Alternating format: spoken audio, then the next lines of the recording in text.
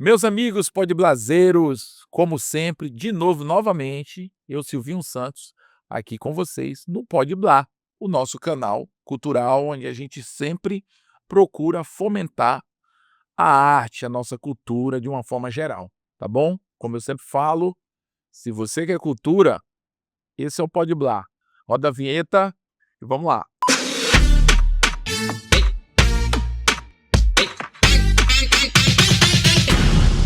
Meus amigos, olha que legal. Você está vendo aqui na cena uma pessoa especial, mas antes de qualquer coisa, eu quero falar para você que esse episódio está sendo aí patrocinado pela Penseis Publicidade, tá bom? É uma empresa sólida que leva a comunicação a sério no nosso estado, uma das maiores, e eu tenho certeza que se você quiser uma publicidade para o seu negócio de uma maneira profissional e sólida, da melhor maneira possível, é só você entrar em contato com o pessoal da Penseis, né, inclusive eu estou vestindo a camisa aqui da Penseis, tá bom? E eu tenho certeza que você não vai se arrepender, sua publicidade vai estar em boas mãos. Procura nas redes sociais, @penseis.marketing e você não vai se arrepender, tá bom? Se liga aí, patrocinando o Podblá, Penseis. Meu amigo Eduardo Japiaçu. Japiaçu. Japiaçu. Hoje, pessoal, é um dia, assim, diferente, porque nós temos um artista de fora, né. É uma figura ilustre que eu conheci no dia a dia do meu trabalho, ele foi lá fazer uma participação e descobri que o cara é artista, o cara é nordestino, e ele tem essa veia artística, e eu trouxe ele para conversar e falar um pouco sobre a carreira dele. Bem-vindo, meu Muito amigo Eduardo. obrigado. Eu queria começar com uma frase que Caetano Veloso, ele falou num show que ele fez com a Maria Bethânia, de 78.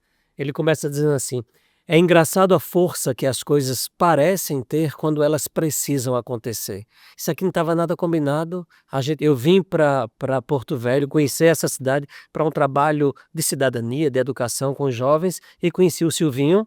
E Silvinho já foi falando do pai, essa grande figura histórica aqui da cidade, música, aí eu já me arrepiei todo, já fui falando que quase que a gente deixou de trabalhar lá para falar de música, né. Então essa coisa, quando tem que acontecer, a força vem, as coisas acontecem, e eu acredito muito que a arte é isso, né, a arte costura a vida da gente, né. É verdade. Inclusive, a gente foi uma coisa tão natural, né, isso faz eu crer que a arte, ela é uma espécie de imã, tipo, os semelhantes Se atraem. se atraem, né, porque a gente não se conhecia, de repente, numa conversa muito superficial, já foi se descobrindo que um era artista, que o outro também era, né, e enfim. Mas diga aí, Eduardo Japiaçu é um sobrenome? Japiaçu é um sobrenome, parece um nome artístico, né, e é, mas Japiaçu é um nome de família, família da minha mãe. É um nome naquela época, o bisavô dela, ele era possível lá no Nordeste, tem isso, criavam-se nomes. Ele leu esse nome, achou bonito, é um nome de origem indígena, e aí ele colocou na família. Tanto que tem um dos tios antigos lá de mamãe, que o nome próprio é Japiaçu, era o tio Pissu. E os outros ficaram com Japiaçu no sobrenome. E aí eu herdei quando comecei com a arte. Meu nome é bem maior, Eduardo Sérgio Japiaçu Correia Lima, e aí eu fiquei com Eduardo Japiaçu e conhecido como Eduardo Japiaçu.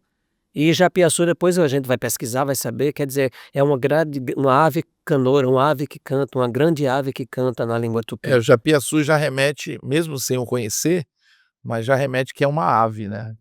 E já sou artístico, por mais que seja a parte oficial do seu nome, mas ele é um nome muito bom para usar ele artisticamente, né.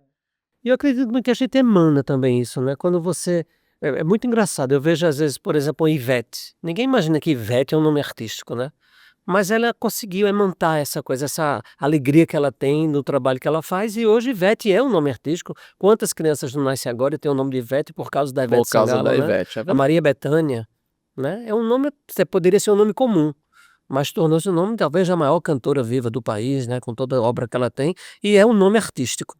É verdade. Inclusive você falando isso aí, eu lembrei de um dia, acho que no Senhor Brasil, com o Rolando Boldrin, que eu sou fã, era fã, enfim, gosto muito do trabalho dele, infelizmente já foi.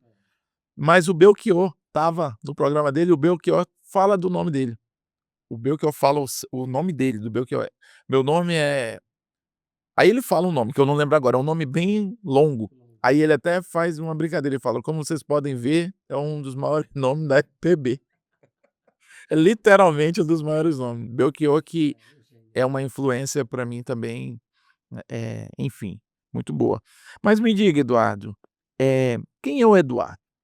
O Eduardo são tantos, né, mas o Eduardo é uma pessoa que acredita no ser humano, acredita que na vida, com toda a loucura possível que é necessária, mas eu sou um cara que nasci em João Pessoa, papai e mamãe toda a família pernambucana, papai casou, foi para João Pessoa já com um filho, eu nasci em João Pessoa, e lá em João Pessoa, o meu pai me encantava muito, porque papai tem uma facilidade muito grande com a escrita, cantava marchinhas de carnaval, tinha uma voz muito bonita, eu dizia que papai é um artista não praticante, então ele fazia muita poesia para os amigos, para os filhos. Eu tenho uma poesia que ele fez para mim quando eu fiz 15 anos, e aquilo me encantava muito. Só que a gente vivia essa década de 70, a gente vivia na infância, ainda a primeira infância, vivia muito de música de fundo de novela, a discoteca da época, não queria saber muito do que era bom, apesar de lá em casa ter uns discos, uns LPs, mas eu só queria o que os meus coleguinhas ouviam, João Pessoa, fazendo festinha na garagem dos colegas.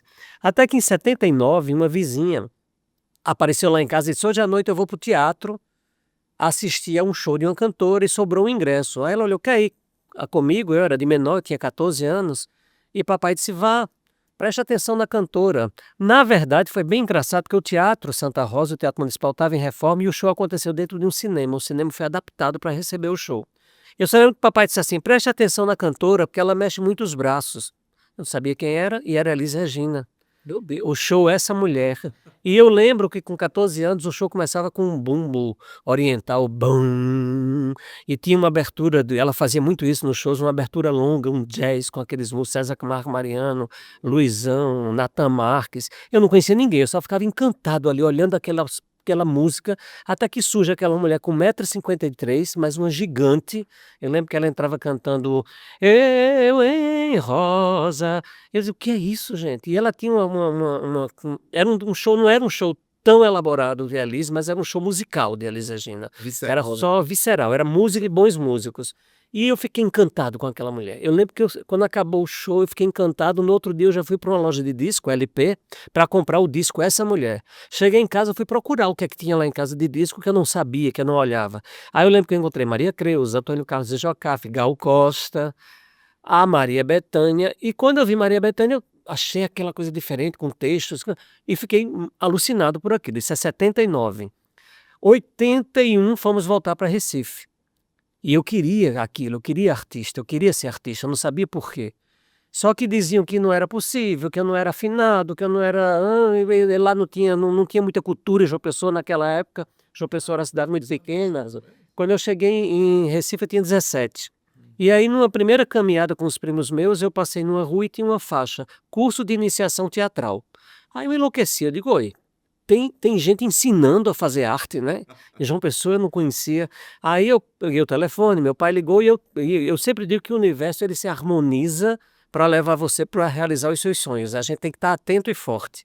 E aí eu caí nas mãos dos melhores professores de teatro da cidade do Recife, João Denis, que é viva, Alexina Crespo, que já partiu, e passei 2 anos lá de formação. Aí ali eu aprendi a cantar, ali eu aprendi a conhecer os poetas, ali eu aprendi a me apaixonar pelo palco, né? Diz que a gente entra no sangue, corre, vai para a corrente sanguínea, e a gente não consegue mais se livrar disso, graças a Deus. E de lá para cá, tudo aconteceu na minha vida, né? Hoje eu sou um artista lá que participei dos grandes grupos de teatro de Pernambuco, Teatro de Amadores de Pernambuco, é um teatro de referência, a Trupe do Barulho, que foi um grupo que viveu 21 anos lá de comédia, sou ator hoje da Paixão de Cristo de Nova Jerusalém, talvez o maior espetáculo do mundo a céu aberto, e costurando esses palcos do teatro na música também. Só que, Silvinho, eu digo que como eu sou o ator que gosta da palavra, gosta do texto, entender o que é que eu estou dizendo, o que é que eu estou passando, eu digo que eu sou um intérprete da canção.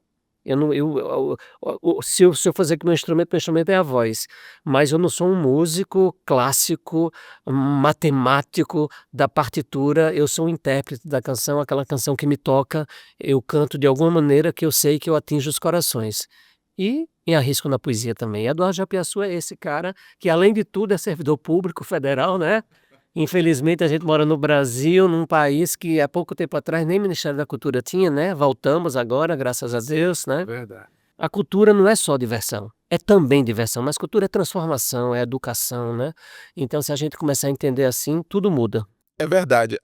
Através da cultura você pode salvar uma geração, você pode intervir a ponto de que o que seria algo ruim, com a intervenção cultural você pode transformar aquilo totalmente, Lá né. nós temos alguns exemplos, né, tem o Maestro Mozart, tem o filme dele, inclusive quem tiver conhecimento, é Os Meninos de São Caetano, a banda de São Caetano, é uma cidade do agreste pernambucano, ele forma músicos, é de você chorar, se emocionar, lá ele vem transformando uma cidade pequenininha, salvando meninos da periferia, você vê lá meninas tocando violino, violoncelo, trombone, é uma orquestra linda, banda dos meninos e meninas de São Caetano. Em Caruaru tem Maestro Bitonho, que tem uma orquestra só de violinos com crianças vulneráveis, né, socialmente vulneráveis. Então música transforma. Eu digo que uma criança, um ser humano que entra para o teatro, para a música, para o esporte também, não posso esquecer do esporte, dificilmente vai desvirtuar-se no caminho, porque tudo isso, você é músico e sabe que música exige disciplina,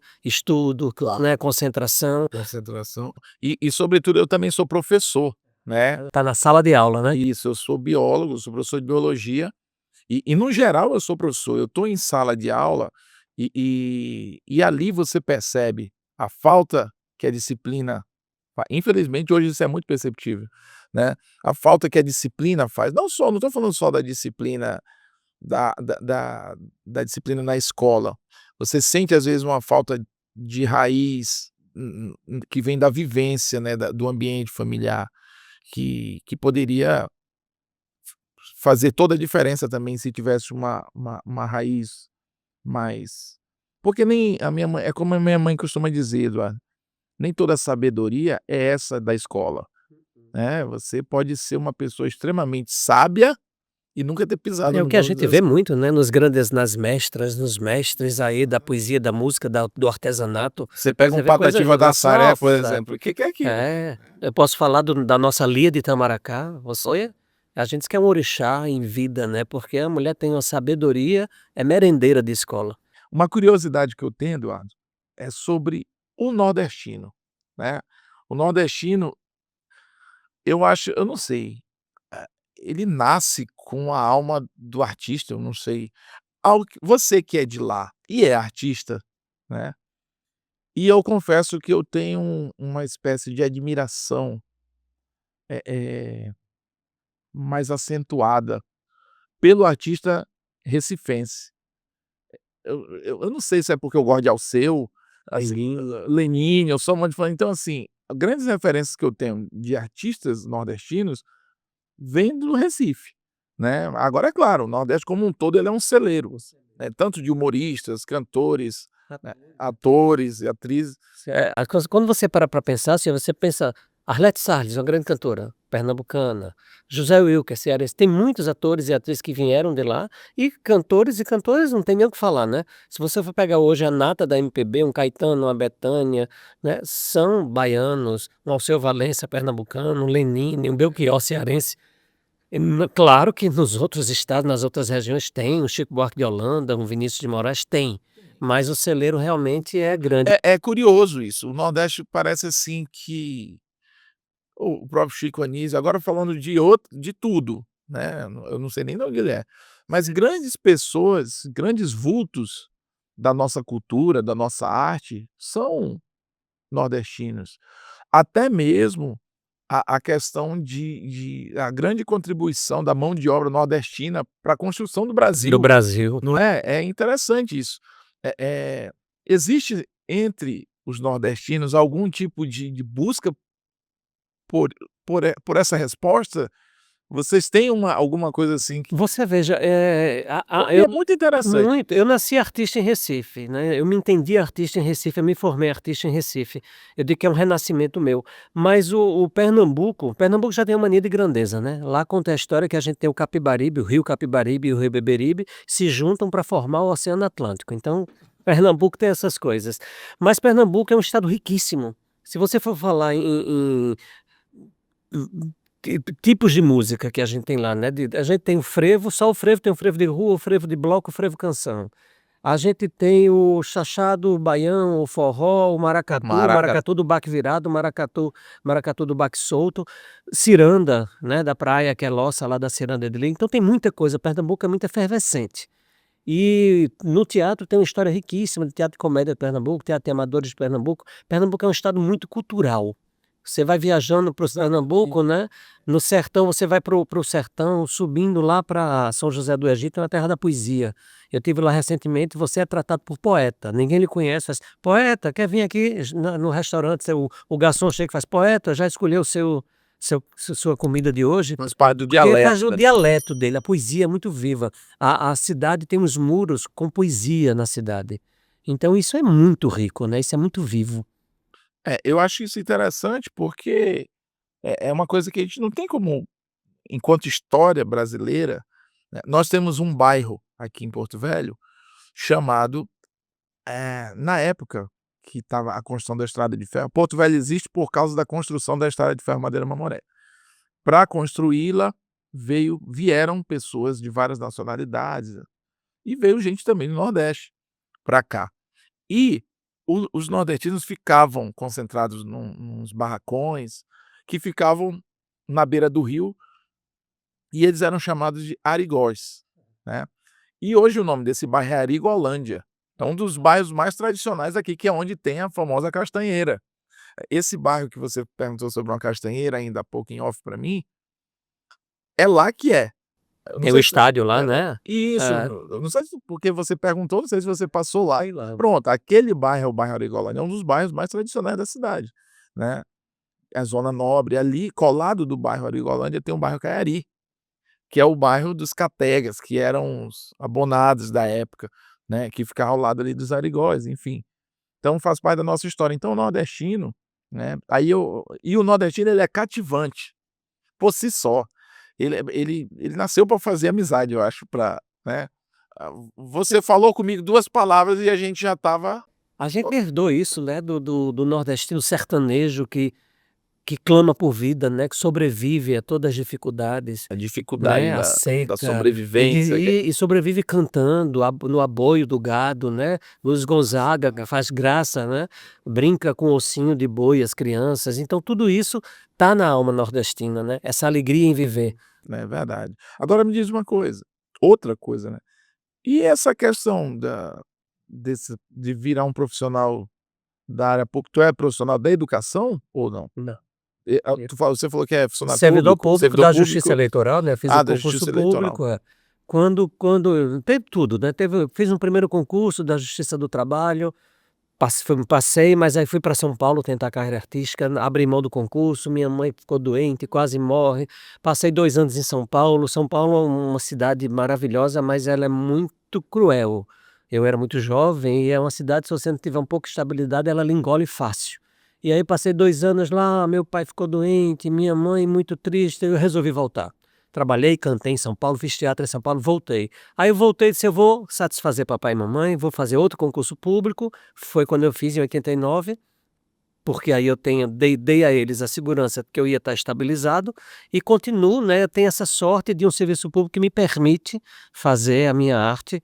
Mas no serviço público você é, tipo assim, é professor, Hoje eu trabalho na Escola Judiciária Eleitoral, onde eu posso exercer esse meu lado artístico, né, eu visito escolas, eu trabalho com alunos, eu faço é devido à tua arte, tem a ver com o galo que hoje tem você a ver, eu tem. consegui levar artistas para o tribunal, levo poetas, eu levo músicos para o tribunal, comediantes, eu vou nas escolas e sempre no meu encontro com os jovens eu levo a música, eu levo a poesia, então eu consigo conciliar essas 2 coisas para não ficar nem tão triste só sendo servidor público, que é maravilhoso, mas não está na minha essência, a minha essência é o palco, e aí eu consigo conciliar, e no tribunal eu terminei sendo conhecido como o artista do tribunal. Aí todo mundo apoia, todo mundo gosta, todo mundo vai para o show. Tu é mais do, sei lá, do teatro, mais da música, Teatro. é mais É. Mas a música tem um poder fascinante, né.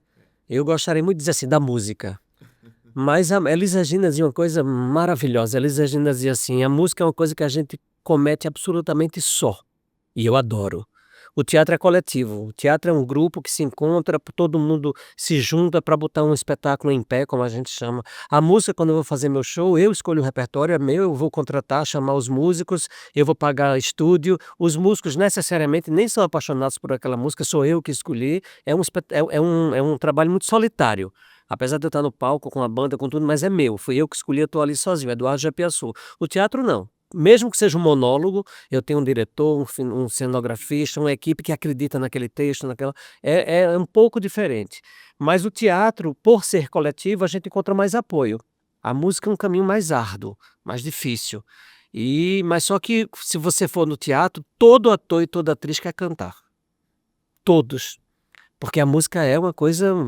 A música ultrapassa as fronteiras, né? Você não precisa. Traz você para ela. Você não precisa entender um idioma para gostar de uma música, né? O teatro não, você tem que entender para entender aquele espetáculo, aquela história. A música, você pode ouvir uma música coreana e amar, né? A melodia, né? A harmonia de uma música é fascinante, né? É verdade. Eu cresci nesse universo musical, né. Meu pai, ele é da cultura e a arte dele era música, no samba, carnaval, né. E é engraçado, você falar assim pra mim, eu chegar na frente do auditório e cantar ou falar para aquelas, sei lá, 1000 pessoas, eu vou tranquilo, agora para eu encenar alguma coisa, eu já me tremo todo, não vou dar conta, como que é, né. São artes parecidas nos sentidos de que você vai apresentar aquilo para alguém, mas o teatro, cara, eu O acho teatro é encantador, né? a pessoa tem que ter um pouco mais de coragem, eu acho. Quando é missão, parece que é tão natural, né? Eu às vezes me pergunto qual o seu personagem, não tenho, é como né, a escolha de Sofia, né? Que filho você vai escolher? Eu costumo sempre me apaixonar pela personagem que me escolhe, eu sempre digo que a personagem me escolhe. E eu me entrego de uma maneira até sentir que sou eu também aquela personagem. E aí fica fácil, você sobe com uma outra composição no palco. Não é só Eduardo. Estou ali, estou consciente, resolvo qualquer problema, mas tem um outro universo que eu estudei, que eu me apropriei.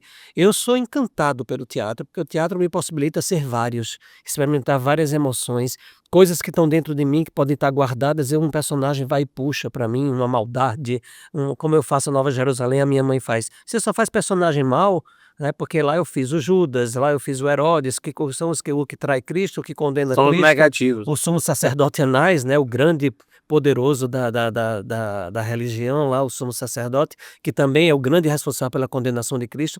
Mas eu não tenho julgamento sobre as personagens, eu tenho amor pelas personagens, porque eles revelam lados meus que estão ocultos também.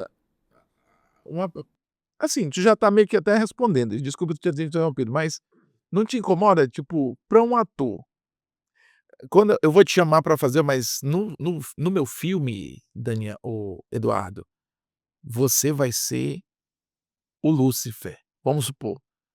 Bate no ator aquela situação assim, tipo: "Pô, mas por que que o cara me chamou pra ser o Lúcifer?" Ou não, é tipo: Não, não, não. "Beleza, vamos lá." É. Ou porque você vai ser o traidor, porque O Judas é uma história muito engraçada. Quando eu vejo. só o Rafael Portugal, que é um humorista que tem famoso no Brasil, eu já vi uns vídeos dele que ele fala, não sei se é verdade, ele fala, conta a história que quando ele era criança, no teatro da Paixão de Cristo, ele só fazia Judas. Só chamava ele para fazer o Judas, aí ele foi reclamar com o diretor da peça, aí era com o padre que dirigia lá a peça. Ele falou: "Pô, padre, eu só faço isso." Ele falou: "Meu filho, é questão de perfil." É verdade. De vez em quando eu estou fazendo personagens bem velhos, eu gosto de fazer também, fiz o Dom Casmurro recentemente, o sumo sacerdote Anás, que era o sogro de Caifás. O julgamento, o É, Dom o Casmurro que tem um julgamento no Dom final, Casmurro é da Capitu, né, da será que cap ela traiu ou não, que né? fica É aquela maravilhoso, incógnita, é. né. E também é um personagem muito amargurado, mas o Judas é um personagem muito icônico, né, das pessoas odiarem Judas, que traiu Jesus. Quando eu fui fazer Judas, me apaixonei por Judas, eu fui pesquisar Judas, os textos apócrifos, eu fui ver que Judas, talvez, eu não gosto de comparar amor, mas é um dos apóstolos que mais amou o Cristo, tem cartas psicografadas, quem acredita ou não, dizendo que aquilo era um plano para ele ajudar Jesus já no futuro e não deu certo e ele se mata. A lição que ele deixa é linda, né? Do arrependimento, da dor. Ele deixa esse exemplo para a gente da transformação, de morrer por amor, né? Porque a consciência pesou. E a gente só quer julgar. Até hoje se malha Judas, né? tem o boneco A que se tradição, queima. né? E não era essa a lição que ele queria dar pra gente. A lição precisa desses personagens, né? Toda história precisa dos lados opostos, né? Do bem e do mal. A vida é feita disso. Então, inclusive, você vê atores e atrizes falando, todos adoram fazer os vilões, né? Porque os vilões são mais precisos na dramaturgia, tem mais dramaturgia para você fazer, tem mais ferramentas para você usar, um olhar. E o bom mocinho é muito difícil fazer o mocinho, o bonzinho. Não é fácil. Eu acho que também deve ser um desafio para quem é profissional do teatro, é você, eh, não interiorizar aquela personalidade. Por exemplo, quando você é um vilão, né, não vou dizer que você vai ser mal, Sair matando. vai sair matando, mas existe uma concentração diferente porque você vai se concentrar para fazer algo ruim, mesmo que seja encenando. Então é difícil você, por exemplo, eu numa cena vou matar alguém, quando o cara falar assim: "Corta", e eu sair rindo. "Olha, ficou legal", eu acho que eu vou continuar naquele. Cada caso é um caso. A gente existe uma energia, você está envolvido naquela energia, né? Está emanado naquela energia da personagem. Judas, eu saía de cena um pouco ofegante no enforcamento, quando ele cai, inclusive pela altura que ele cai ali, mas o texto dele final do arrependimento é muito bem escrito pelo Plínio Pacheco. Você sai ainda ofegante, mas você se desvencilha daquilo. Acabou, eu volto a ser Eduardo e tá muito legal, teve já os aplausos, acabou, eu fiz o meu papel com muita honra. Quando são personagens que já existiram, a responsabilidade aumenta muito, tem muito. Eu peço essa permissão a essas entidades que estão aí para estar ali fazendo, mas eu já fiz o Nelson Rodrigues, o Beijo no Asfalto, que eu mato o meu genro, né, eu fiz o pai que mata o genro. A sensação é essa, na hora você está vivendo aquilo, mas acabou, fechou a cortina, acabou o glamour, acabou tudo, é tirar maquiagem, tirar roupa, fazer os comentários, comentar sobre os erros que aconteceram, o que é que pode melhorar amanhã, e aí um vai pegar um ônibus para ir para casa, outro vai pegar o carro que tem carro para ir para Vida que casa, segue. a vida que segue, a vida normal, né? O glamour fica no palco. E qual é o maior desafio? Eu acho interessante que nós temos aqui o Grupo Êxodo, né, que é um grupo que faz o Amazônia, a Paixão de Cristo, muito belamente também. Ah, por vezes vem a artistas nível nacional fazer aqui, interpretar, Cristo ou Herodes. Às vezes vem algum ator de fora, né, um global que diz. E eu já fui assistir, e eu acho aquilo interessante, porque tem a voz que foi gravada em off Isso. e tem o que está acontecendo ali ao vivo, né.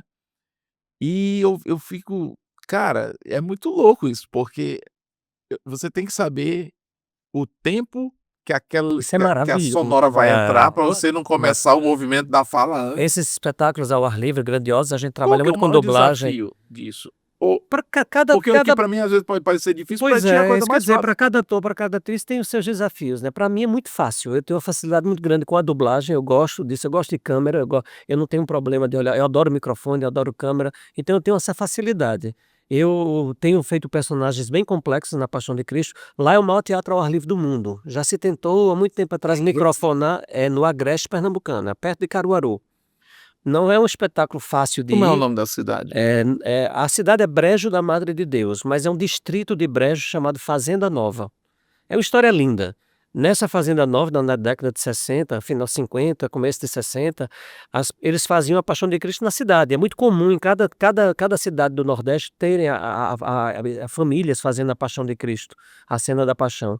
E veio um rapaz da aeronáutica, jornalista da aeronáutica, para fazer alguma cobertura lá com o Fernando de Noronha e disseram a ele: olha, vamos conhecer um espetáculo bem bonitinho que tem nas ruas de um distrito no Agreste Pernambucano. E quando ele chegou lá, ele se apaixonou pela Maria, que era a Diva Pacheco, uma mulher lindíssima que fazia Maria, e foi paixão a primeira vez, se apaixonaram, e ele disse: olha, você tem que ter um teatro para fazer esse espetáculo com a sua família. E ele construiu simplesmente o maior teatro do mundo ao ar livre. É uma réplica da cidade de Jerusalém, são 72 torres, se eu não me engano, em pedra, trabalhado no martelo lá com as pessoas que moravam na região, e já estamos na 56ª temporada dentro desse teatro. Então é uma história de paixão para contar a maior história de paixão da humanidade, que é a paixão de Cristo. Então tem toda essa energia lá. É longe, são 3 horas e meia da capital de viagem. Lá não tem hotel para ficar, a não ser o hotel do próprio teatro, para quem quer ficar. Então as pessoas se hospedam em Caruaru ou vão e voltam para Recife, 3 horas e meia para ir, 3 horas e meia para voltar. E você faz todo dia para 12 mil pessoas, 10 mil pessoas, é gente do mundo todo. É inacreditável. Caramba, 12.000 pessoas numa noite, numa apresentação. Apresentação. Cara, que interessante. Nós também temos aqui a Jerusalém, chama Jerusalém da Amazônia, né, e aqui também é uma coisa muito tradicional, né. A gente, por vezes, às vezes, por falta de patrocínio, por falta, às vezes pode não ter, mas é um grupo que já é antigo aqui, né, e eu acho que deve ser um privilégio, né, cara, eu acho que mesmo artisticamente, você fazer uma encenação da história, participar de uma encenação da história de Cristo, Muito bonito. né, Eduardo, eu tenho uma veia artística que veio muito do meu pai, né. Tu tem, assim, alguém na tua vida que foi artista, né, que não você falou que teu pai tinha uma facilidade com as palavras. Tu tem alguma referência na família, assim: "Ó, meu avô era É músico"? muito comum ouvir dizer, né, meu avô era, minha avó, né, Interessante isso. não é. Depois de muito tempo eu fui saber que minha mãe fazia teatro na escola, ela nasceu no interior pernambucano, no Agreste Arco Verde, mas era teatrinho de escola, né, que ela fazia. Não tenho essa referência, não sei de onde veio. Além de mim tem o meu irmão caçula, que é um músico fenomenal, um compositor extraordinário. Trabalha com música, tem um estúdio dentro da casa dele, lá Fagner grava lá, a banda Spock grava lá, Léo Gandeman já gravou lá. Spock. Maestro Spock é fantástico, o Spock, amigão, Bem pesado. pesado. Wagner. Fagner já gravou lá. Então é um cara que... Léo Gandeman? Léo Gandeman gravou lá. E os melhores músicos de Recife, que tem músicos extraordinários, gravam lá. Hoje é um estúdio muito procurado, chamado A Toca do Japi, que é Japi Assuta, é a Toca do Japi. E ele faz um trabalho, ele tem um compositor de mão cheia, é Marcel Melo, grava ele, o Josildo Sá, muita gente boa. Agora me diz uma coisa, eu já tenho esse tipo de bordão, né. Me diz uma coisa, toda hora dizendo alguma coisa. Essa turma que é de lá, por exemplo, Alceu, Lenine, quem mais? O Ednardo, não sei se você conhece. É nordeste. Curioso, é. Eu gosto muito do Ednardo, além do Pavão Misterioso, Pássaro Formoso, né. Repare não, pois enquanto engoma a calça, eu vou te contar. Maravilhoso. Uma história bem curtinha, fácil Fácil de de lembrar. contar. O que cantar Maravilhoso. parece eu acho essa música linda, né. E essa galera, é fácil encontrar eles lá na cidade deles? Por exemplo, lá. Alceu mora no Rio, agora ele tem casa em Olinda. Hoje, inclusive, ele comprou uma casa, que ele tem a casa dele, que ele quando vai fica lá, e ele comprou uma casa na Rua Prudente de Moraes, que é uma casa chamada Estação da Luz. Lá vem chegando o verão, em Olinda. E essa é uma casa de shows, é uma casa de shows A hoje. casa dele é um eu já fui lá e fica aqui, A dele é o seu, mas só que na outra rua ele comprou uma mansão lá, aberta, aonde tem shows. Eu cantei lá sexta-feira passada com Bia Marim, uma cantora sertaneja maravilhosa. A sobrinha de Nana Caymmi cantou lá agora em homenagem a Nana Caymmi. Shows maravilhosos já. E Pernambuco está tendo uma geração, teve o movimento Mangue Beat, né, que foi bem importante, com Chico Sainz, e agora está tendo um movimento lindo, está tendo já há algum tempo, né, pessoas de Caruaru, principalmente, Almério, que está estourando para o mundo, Isabela Moraes, que é maravilhosa. Estou falando para vocês que estiverem escutando aí, procurem essas pessoas, Martins, Isabela Moraes, cena nova. Fernando Japiaçu, meu irmão caçula, é uma cena nova que está surgindo lá, vibrante. A Isabela Moraes e o Almério, Maria Bethânia acabou de gravar uma música deles, o Martins, o PC Farias, são pessoas jovens que estão fazendo. Ilana Queiroga, Ilana é a filha da Nena Queiroga. Nena para mim é a nossa maior artista viva lá, é a rainha do carnaval. Ela Nena Queiroga. Nena Queiroga. A Nena tem 2 filhos, que é do maestro Spock, foram casados. O Yuri, que é um músico, um instrumentista maravilhoso, já ganhou o Grammy como produtor de Alba Ramalho. E a Ilana, que está despontando agora como uma das maiores cantoras de Pernambuco, com o último trabalho dela é Janga, Depois procura no YouTube o Janga, da Ilana Queiroga. Tem muita gente boa lá em Pernambuco. Tanto no samba, como a Gabi do Carmo. Tem muita gente, Gerlane Lopes. Pessoas novas fazendo muita música lá em Pernambuco. Eu acho engraçado que o próprio eu acho, pelo menos eu sinto isso. Só o fato de ser de Recife já soa como deve ser uma coisa muito boa. Isso soa, eu tenho isso. Não estou dizendo que eu tenho um negócio com Recife, que parece que o que vem de lá, do Nordeste em si, mas parece que Pernambuco tem um lance assim que é muito difícil não ter coisa boa em Recife. Deve não ter coisa boa em algum lugar lá, mas, né, Recife agora, inclusive, é a capital do brega. É um movimento, não me atrai muito, mas eu tenho uma amiga. Reginaldo Rossi é desse. Reginaldo é Eu um sou fã ídolo, do né? Reginaldo. Reginaldo, eu conheci Reginaldo. Tem a Michele Mello agora, a banda que era do Calypso, que é a Priscila Senna, Rafaela Santos, lotando estádios cantando brega. Um brega muito bem feito, não é a minha praia, não é, mas eu tenho que reconhecer que atinge. Tem o passinho também, que, que eles fazem uma dança lá no morro e que conquistou todo o Recife. Então, tem um movimento novo surgindo, que às vezes a gente que é de outra geração tem uma certa resistência, mas é bobagem isso. É bobagem. Eu lembro que eu fui pro show de Maria Bethânia e de repente ela começou a cantar: tá doendo, tá chorando, bem feito, bem feito. Eu digo: "Oxe, é Pablo." Maria Bethânia escutou ela, faz isso, é música de festa de praça, de rua. Então é bom a gente ter esse ouvido Maria aberto, Bethânia né? cantando Pablo, hein? Pablo. Isso é raro, é assim, é Lá inusitado. no YouTube que você acha, né? Como ela gravou É o Amor lindamente, né? E jogou o Zezé e o Luciano lá pra cima, né? Outra música que a Bethânia gravou, que eu achei linda na voz dela, é uma música do Christian Ralph. Sensível Ela demais, não eu lançou, sou mas tem o vídeo ela cantando que isso. chora. Não sei se ela gravou, eu já vi ela cantando. Tem o Muito vídeo. bonito. E inclusive essa música estava numa novela, ela cantando, né. Como que é a questão lá, Eduardo, da regionali a deixa eu te explicar. Aqui, Rondônia é um estado muito cosmopolita, ele foi formado por muitas coisas diferentes. E a gente tem uma certa dificuldade em dizer: "Isso aqui é nosso", né. Então a gente tem forró, a gente tem, um tal do Noia Dance que tem agora, que é um ritmo da periferia, um batidão dançante. Nós temos o samba, nós temos escola de samba aqui, nós temos as bandas que fazem axé, enfim. Aqui tem cultura pomerana em Rondônia, que é o pessoal da Alemanha, que vem da Europa, Paraná, tem muita formação aqui. Então tudo que geralmente soa como regional, aqui tem menos peso, porque o pessoal está muito acostumado a coisas de fora. É tudo É, misturado, né? então assim, é mais fácil, por exemplo, eu vou me usar como exemplo para não falar de ninguém. Se vem um fulano, não sei da onde lota, o Silvinho Santos ali já não vai dar tanta gente, porque tem aquele estigma: "Ah, é regional, é daqui", entendeu? A gente tem um pouco a gente luta um pouco contra isso, enfim. Isso a Quer gente dizer, sente. nós temos artistas aqui que são muito bons no cenário aqui, por exemplo, a Gabriel, né, nós temos a Marla Souza, que já é um estilo mais pop, mais mais povo, né, mais povão.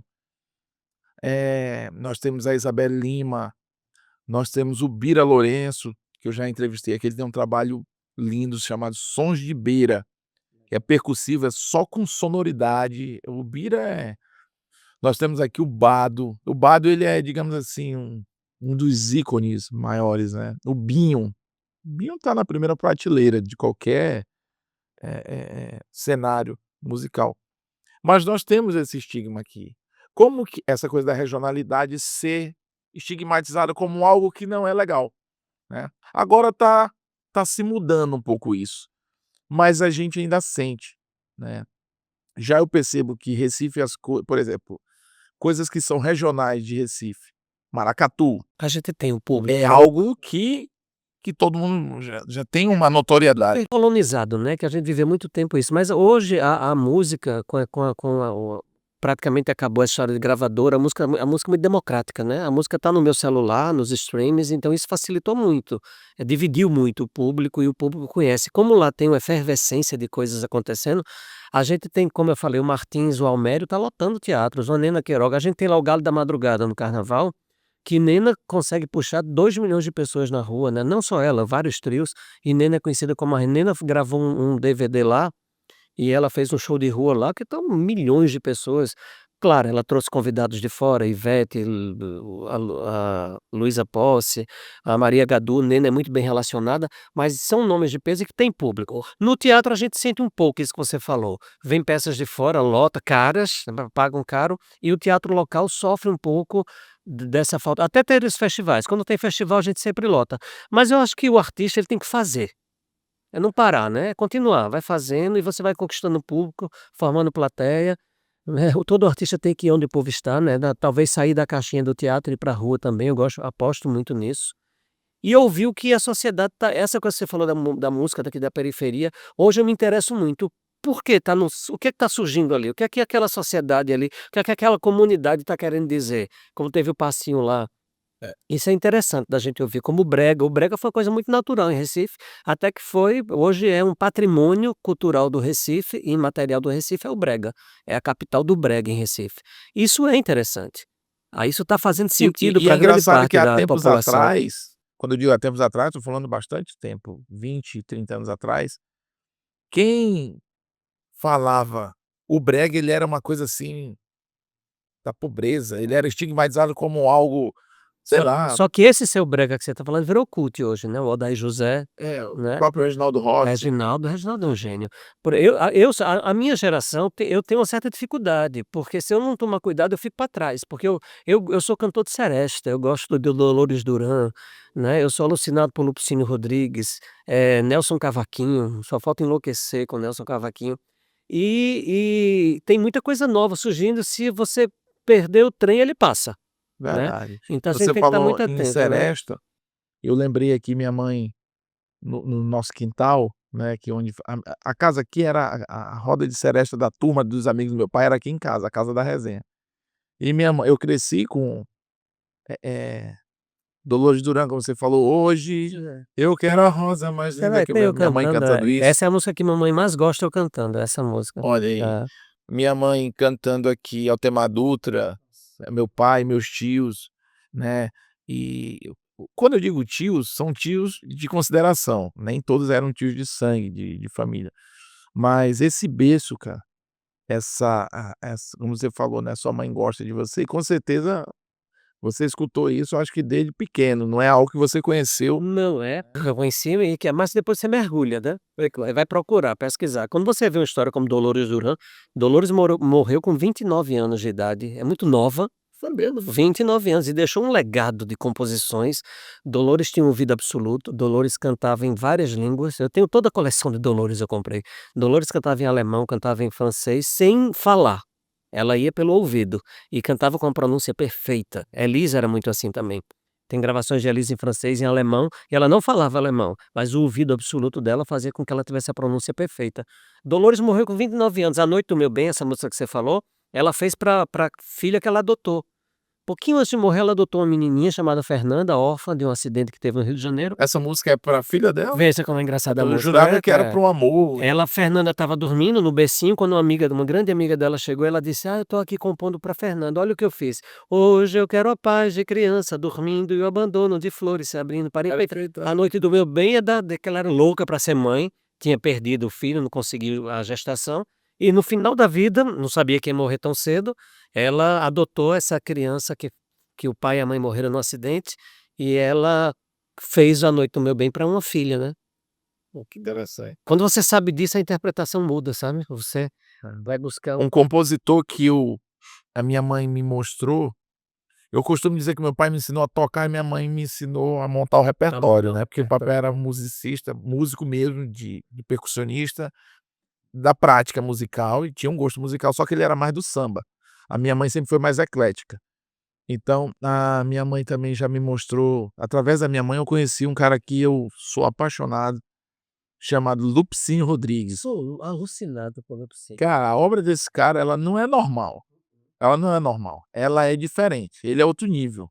Ele fazia do sofrimento dele É. uma Tem uma pérola. história de quando Caetano conheceu ele, a esposa dele fazia: "Caetano, tudo isso é mentira, viu?" E ele fazia coisas lindas. E aí, uma vez eu vi ele numa entrevista, alguma coisa que eu já vi dele, que ele falava que ele eu não sei se ele falava dele ou se o artista ou o poeta, ele precisava sofrer. É. Era a matéria-prima dele, era o sofrimento, né. E Vinícius diz isso quando ele fala: "Pra fazer um samba com beleza é preciso um bocado bocado de de tristeza", tristeza, né. É. senão não se faz um Um samba samba não, não, né. é. Cara, então a a raiz que a gente tem, né, as coisas que você traz de quando você é pequeno, como isso influencia Isso. na tua formação. Eh, Eduardo, agora com relação políticas públicas, vamos por esse em Recife, no Nordeste em si, espera-se muito das políticas públicas ou é mais fácil ter patrocínios Não, independente de espera-se muito hoje, principalmente o teatro vive de lei de incentivo. Não comecei na lei de incentivo, né, eu comecei com a gente fazia uma espécie de troca, ia numa loja de tecido, né, e eles davam tecido e a gente costurava. Hoje é tudo lei de incentivo. É uma burocracia muito grande, tem que ter uma produção por trás disso, contabilidade, né, produtor. Para mim é muito difícil projeto, escrever projeto, todo prestar registro. conta desse projeto, tá. Mas existe, é bom que exista, tem leis maravilhosas, se fala muito mal da Lei Rouanet também é maravilhosa, todas são, porque essas leis fazem com que a cultura exista, sobreviva, e a cultura é o espelho de uma sociedade, né, o espelho de um país, de uma cidade. A gente precisa se ver assim, né, olha, o teatro é o espelho de uma sociedade. Você vai lá, olha, reflete, né, contesta, né, se transforma, né, entende o que está acontecendo na sua cidade através da arte, da música, do teatro. Mas o apoio privado lá, assim, é presente?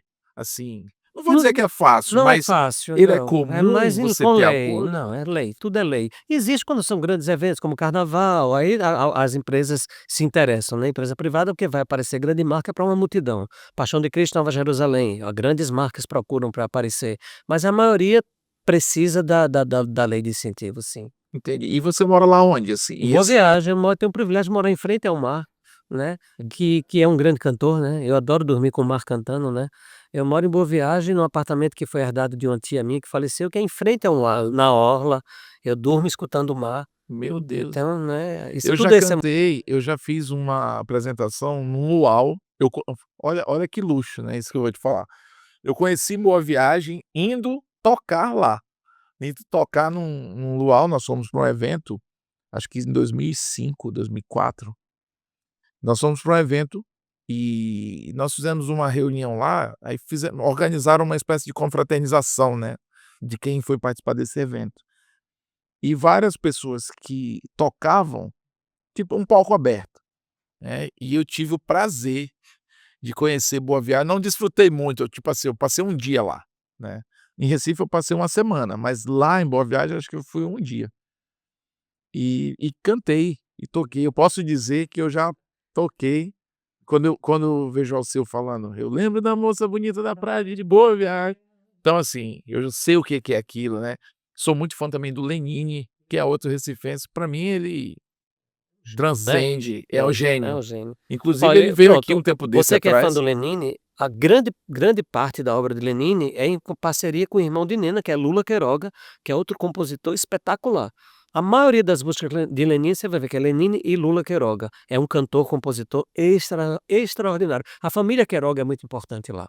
A mãe de Nena foi uma grande cantora de carnaval, Nena é a rainha do carnaval atual, o irmão de Nena, Tostão, é o baterista de Elba, o filho de Nena é produtor de Elba, e por aí vai, né, Lula Queiroga, um dos maiores Essa compositores. família Queiroga é poderosa É, na arte. poderosíssima. Eu de vez em quando eu digo: "Eu sou Japiaçu Queiroga", porque eu amo todo mundo, é muito Ô legal. Eduardo, nas redes sociais, ou como é que te encontra? Eduardo Japiaçu, tá lá no Instagram, Eduardo Japiaçu juntinho, sem separar, Japiaçu SSU, né, porque às vezes o pessoal bota cedilha, mas é o Japiassu, Eduardo Japiaçu. Doutor. Eu tô agora num projeto novo, que é um musical sobre a vida de São Francisco, começando a ensaiar, perdi 2 ensaios porque eu vim aqui para pra Porto Velho, então tô começando esse novo espetáculo, vai ser um musical, vai ser bem interessante, vai ser num teatro grande lá. Mas Eduardo, eu queria te agradecer pela pelo me primeiro eu quero agradecer o destino, É. porque fez a gente se encontrar e quando a gente E se não se encontra largar mais, é né. verdade. É. E quando a gente se encontra na arte, é louco isso, porque a gente poderia ficar aqui, né, fazer um café ali, a gente aqui em Porto Velho, a gente é muito do café, não sei se vocês lá são disso. É normal, dá pra ter um café aí pra gente ficar batendo papo, né. E eu queria te agradecer, Eu te que agradeço. parabenizar pela tua história, né, parabenizar pelo teu trabalho que foi feito lá no meu trabalho sobre a questão da palestra, pra jovens, né, pra eleitoral. É o programa que a gente tem que é Eleitor, Eleitor do Futuro, e aqui é a patrulha eleitoral que vocês fazem aqui. Exatamente. E queria falar para você que você será sempre bem-vindo, não aqui só no Pode Blá, mas como porto-velhense, como rondoniense. Mas é uma honra estar nesse Pode Blá, eu achei esse nome maravilhoso, Gostou? quis vir. E dizer para as pessoas, você falou nos regionais, no artista regional, valorizem, procurem essas pessoas, né, procure os daqui, procure quem está fazendo hoje é muito fácil ter acesso, né. Eu já dou a dica de Isabela Moraes, de Martins, da Ilana Queiroga, do Fernando Japiaçu, tem muita coisa boa. Eu lembro que na pandemia a gente fez muita live cantando, né, e uma coisa que eu cantava muito era uma música chamada Quando Eu Me Chamar Saudades, lembra dela? Nelson Cavaquinho. Porque a gente costuma Sei que reverenciar. amanhã, quando Sei eu que morrer. amanhã, quando eu morrer, os meus amigos vão dizer que eu tinha um bom coração. Alguns até hão de chorar e querer me homenagear, fazendo de ouro um violão. Mas depois que o tempo passar, sei que ninguém vai se lembrar que eu fui embora. Por isso é que eu penso assim: se alguém quiser fazer por mim, que faça agora. Então vamos valorizar agora, sabe? Não esquecer de quem partiu, mas valorizar os artistas da terra, valorizar esse Pode Blá. Isso aqui pode ser referência para o mundo, né? Falando da cultura daqui de Porto Velho, trazendo Dentro da Amazônia, vale, né, a gente está na Amazônia, né, Amazônia, que a Amazônia é o futuro da né? É a nossa sobrevivência, né? modéstia à parte, o Eduardo, eh, eu queria te dizer também que nós somos privilegiados aqui no norte, né, o norte muitas vezes é estigmatizado como algo do mato, porque nós somos da Amazônia, pensam que aqui é só mato, e indígena, e onça, e jacaré vai bater na gente no meio da rua. Isso é uma ignorância, né, pensar isso. Nós temos orgulho de ter isso aqui, mas aqui nós temos arte, nós temos artistas comprometidos com a qualidade, que produzem de uma forma maravilhosa e que estão aptos a receber artistas como você, por Eu exemplo. quando fiz uma palestra em Manaus, eu acabava dizendo, quero deixar isso aqui, parafraseando uma grande poeta portuguesa, dizendo assim: "Quando eu morrer, eu quero voltar para viver os momentos que eu vivi longe da Amazônia". Ela falava do mar, eu falo da Amazônia, porque depois que você vem e conhece isso aqui, quando você começa a chegar voando e vendo essa mata, esse verde, e é por isso que eu digo que essas pessoas são tão generosas aqui, porque não perderam ainda o contato com a natureza, com a mãe terra, né, com a mãe Gaia. Então a Amazônia realmente é um bálsamo na vida da gente. A gente sai daqui muito realimentado de vida. E antes de terminar, Eduardo, eu quero aqui falar para você, né, da Penseis Publicidade. Se você quer publicidade para o seu negócio, procura a Penseis, eu tenho certeza que você não vai se arrepender. Penseis é uma empresa sólida e que tem aí no seu casting vários clientes de peso. Você não vai estar numa prateleira, de baixo, você vai estar numa prateleira de cima, tá bom? Se você procurar Penseis Publicidade, procura nas redes sociais, @penseis.marketing, tá bom? Penseis aí patrocinando o Pode Blá de hoje, que foi com o Eduardo, meu amigo. Estava brincando comigo aqui, pensou, pensei, penseis. Penseis, olha, Pensou, pensei, penseis, verdade. É muito bom quando uma marca se associa à cultura, isso aqui é um programa cultural, eu acredito muito e quero agradecer a Penseis por estar abraçando essa causa aqui do Pemblá. obrigado. Eu espero que você tenha curtido, que você tenha gostado. Você já falou que gostou do Pode Blá. Muito, Pode Blá É um é projeto relativamente novo, hum, falando que para o procu mundo, né. falando para o mundo, mostrando a cultura do norte, mostrando do norte do Brasil e diga-se Amazônia, né, que isso tem um peso muito grande e que sempre dentro da medida do possível, a gente tem que aproveitar a vinda de artistas como você, para que a gente esteja divulgando o trabalho e sempre ampliando esse networking, que é muito importante para a cultura, não só local, mas tanto para a sua cultura quanto para a minha, né, já com a nossa conversa já soma alguma coisa. E eu também, eu já vou querer saber quem é a Mafisa, quem é o Isso. Guira, quem, né, já vou pesquisar o seu pai também. Olha aí, viu, é né, o Silvio Santos Zé Catraca, É, é o Zé Catraca. pseudônimo dele, né, meu pai que dispensa comentários, quem é daqui sabe a importância que o velho tinha, né. Mas Eduardo, obrigado Eu que mais uma vez, agradeço, tá bom? né, agradeço e fiquem de olho aí no Pode Blá, porque vem muita coisa boa por aí, tenho certeza.